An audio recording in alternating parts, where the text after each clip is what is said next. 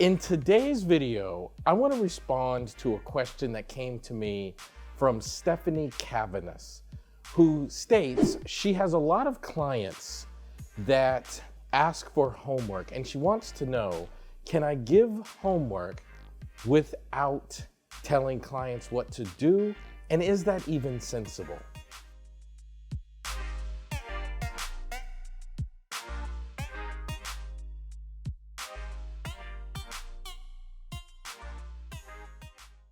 And Stephanee, so thank you for your question. A lot of people want to know, like, how do I give clients homework in a way that doesn't remove their autonomy? Like, how do I give clients homework in a way that doesn't make me the authority over them or over their lives?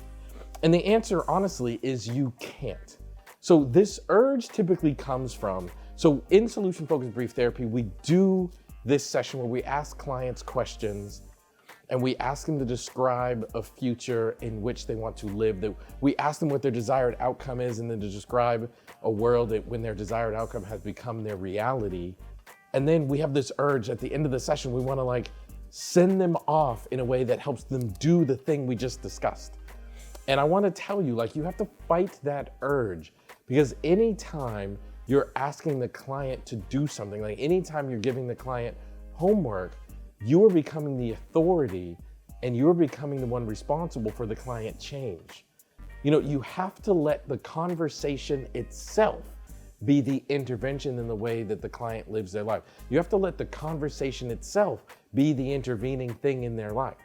And I know that that's hard, but you have to practice solution-focused brief therapy with discipline. So Stephanee, like you, I've had many clients ask me at the end of the session, you know, could you give me some homework? And my response typically is, so imagine I did give you homework, and I gave you the type of homework that made a difference in your life and impacted how things went. When you woke up, when you got home and you implemented the thing I asked you to do, how would you notice that it worked? What would you see that would tell you that the thing I asked you to do actually made a difference? And clients will say, like, well, I'd be happier. And then I tend to say, well, I want you to go home and just notice the presence of happier, or whatever, you know, the thing is. And when you come back to therapy, we'll talk about how you made that happen. So that's typically how I respond.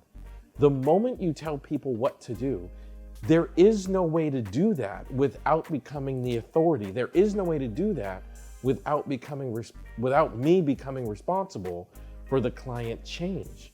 And I don't want to do that. Once I start telling people what to do, there's only two outcomes that can happen. First thing is I tell the client what to do. I want you to go home and I want you to do this, this, and this. And the client comes back and they're gonna say, I did what you said and it didn't work. And then they're gonna blame me for the absence of progress. And the other thing that could happen is the client comes and they say, I went and I did what you said and it did work. And then they're gonna give me credit for the presence of progress.